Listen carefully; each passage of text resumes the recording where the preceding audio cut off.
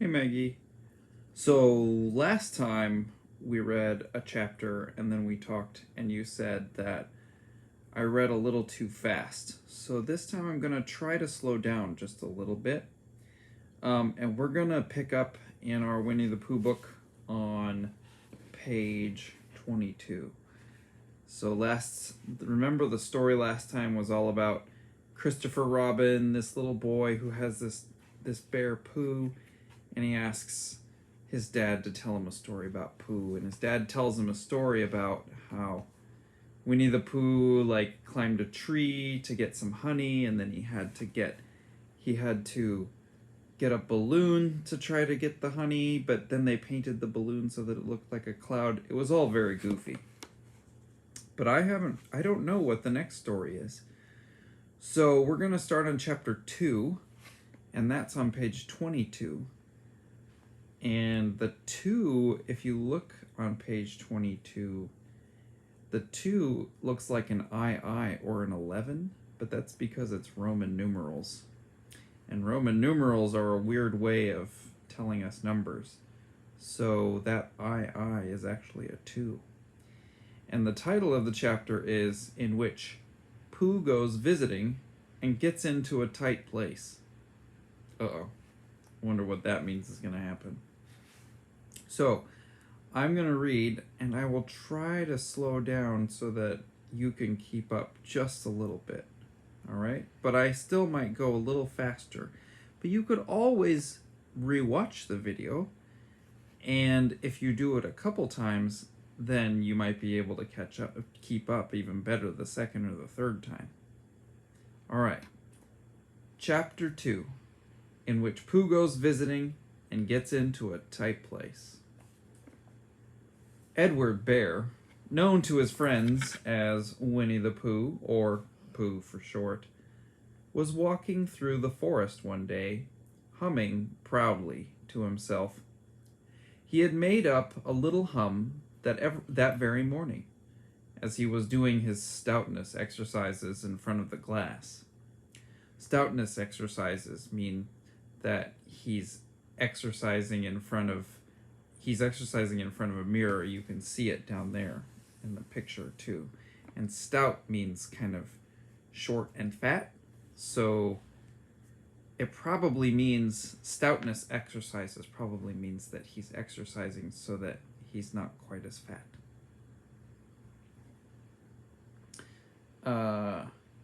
Tra-la-la, tra-la-la, as he stretched up as high as he could go, and then tra-la-la, tra-la, oh help, la, as he tried to reach his toes. It's funny because he says oh help because he can't reach his toes. After breakfast, he had said it over and over to himself until he had learnt it off by heart, and now he was humming it right through properly. It went like this. Tra-la-la, tra-la-la, tra-la-la, tra-la-la. Rum-tum, tiddle-um-tum. Tiddle-iddle, tiddle-iddle, tiddle-iddle, tiddle-iddle. Rum-tum-tum, tiddle-um. That's a funny song. I bet you could make up a song at least as good as that, but probably better, huh? And we can see this picture of Pooh walking through, not a forest, but he's by a tree, and he's singing that song to himself. Well, he was humming this hum to himself, and walking along gaily, wondering what everybody else was doing, and what it felt like being somebody else, when suddenly he came to a sandy bank, and in the bank was a large hole. Aha, said Pooh, rum-tum tiddle-um-tum. If I know anything about anything, that hole means rabbit, he said, and rabbit means company, he said, and company means food, and listening to me humming and such like. Rum-tum tiddle-um-tum.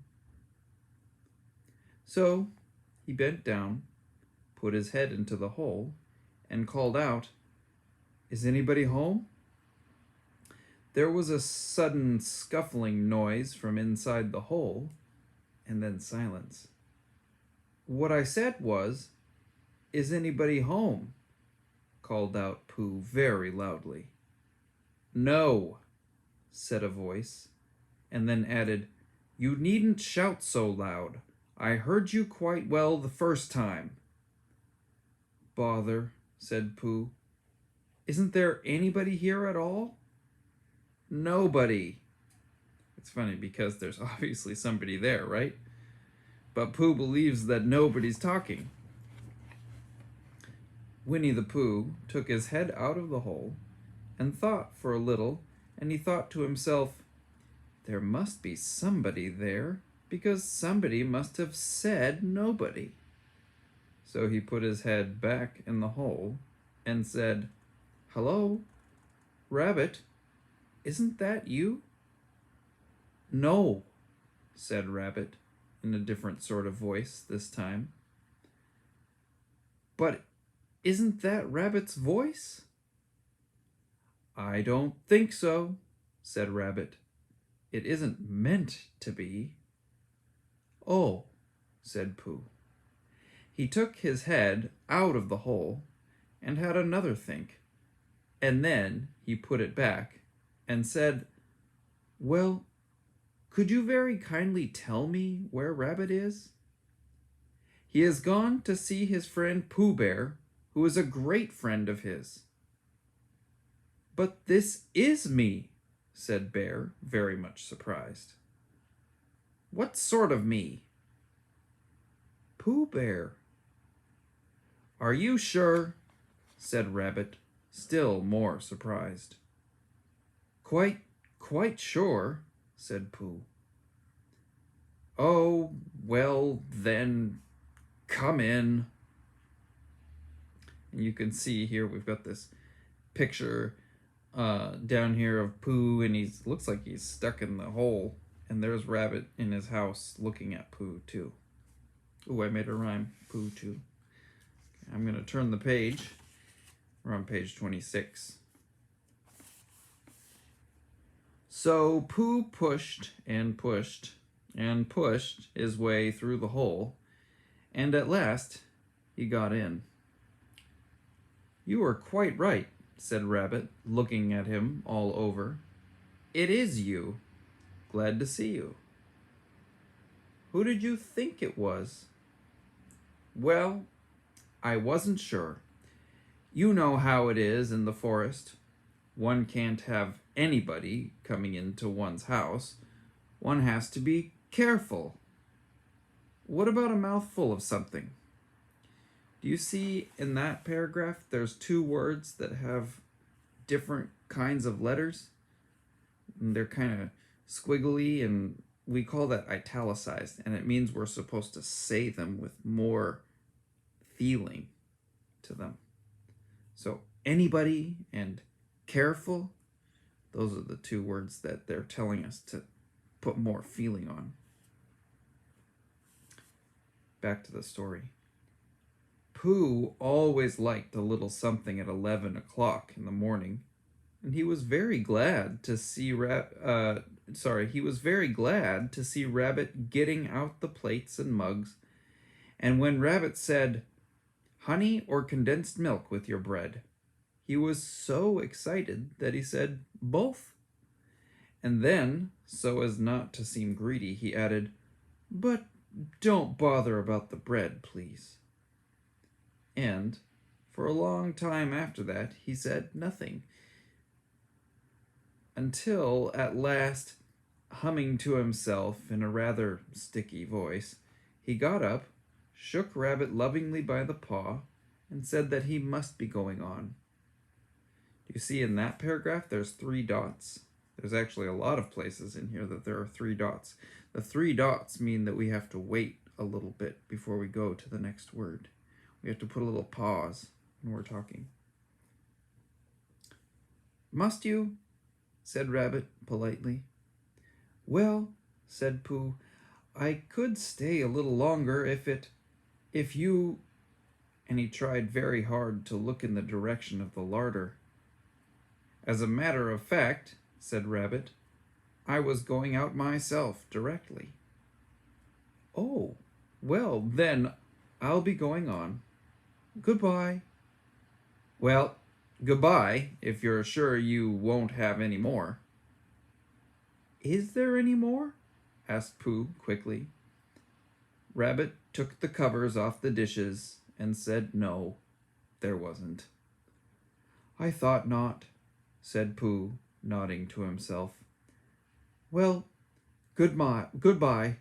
I must be going on." So he started to climb out of the hole. He pulled with his front paws, and he pushed with his back paws, and in a little while his nose was out in the open again. And then his ears, and then his front paws, and then his shoulders, and then... "Oh, help," said Pooh. "I'd better go back." We can see another picture of him, but this time we see just his butt. And he looks like he's pretty much stuck. And then there's Rabbit, who's just standing at the table looking into his can of condensed milk because it's all gone. Looks like there's honey on the table too. All right, so we're down below the picture now. It says, "Oh, help," said Pooh. I'm reading that part again. "I'd better go back." "Oh, bother," said Pooh. "I shall have to go on." "I can't do either," said Pooh. "Oh, help and bother." I'll turn the page. Now, by this time, Rabbit wanted to go for a walk too, and finding the front door full, he went out by the back door and came round to Pooh and looked at him. "Hullo, are you stuck?" he asked. "No," said Pooh carelessly. "Just resting and thinking and humming to myself." It's funny because Rabbit asked him the answer to, it's obvious he's stuck, right? And Pooh still says no. We got this picture of Pooh. Looks like he's quite fat in that picture, stuck in that hole. "Here, give us a paw." Pooh Bear stretched out a paw, and Rabbit pulled and pulled and pulled. "Ow!" cried Pooh. "You're hurting." "The fact is," said Rabbit, "you're stuck." "It all comes," said Pooh crossly, "of not having front doors big enough." "It all comes," said Rabbit sternly, "of eating too much." "I thought at the time," said Rabbit, "only I didn't like to say anything," said Rabbit, "that one of us was eating too much," said Rabbit. "And I knew it wasn't me," he said. Well,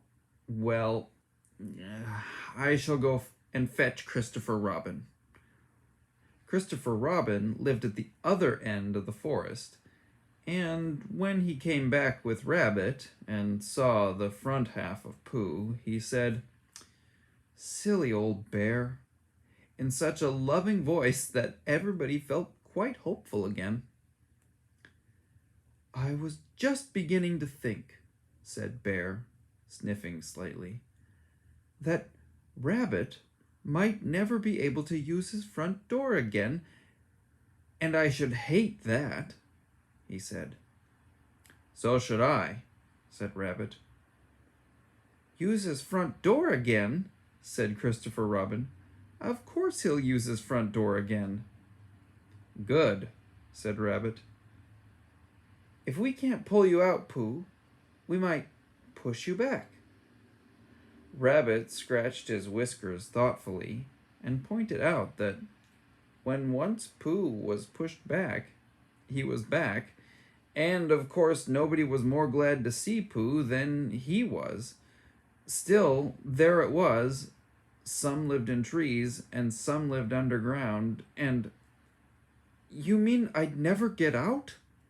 said Pooh. "I mean," said Rabbit, that having got so far, it seems a pity to waste it. And turn the page.